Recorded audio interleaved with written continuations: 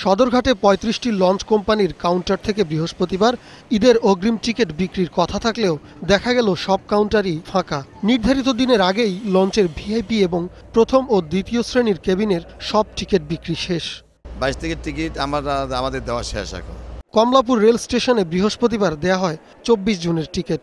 শুক্রবার 25 জুনের টিকিট বিক্রির মধ্য দিয়ে শেষ হচ্ছে আগাম টিকিট বিক্রি। তবে বুধবার রাত থেকে লাইনে দাঁড়িয়েও টিকিট না পাওয়ায় ক্ষোভ ছিল অনেকের মধ্যে।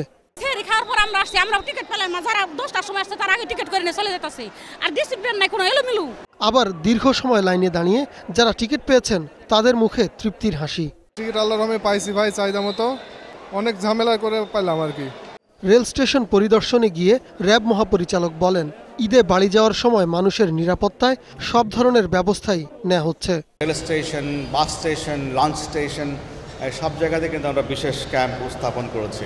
অধিকাংশ টিকিট বিক্রি হয়ে যাওয়ায় গাবতলী, সায়দাবাদ ও মহাখালী বাস টার্মিনালে চাপ তুলনামূলক কম। 22, 23, 24 এই 3 দিনের টিকিট শেষ।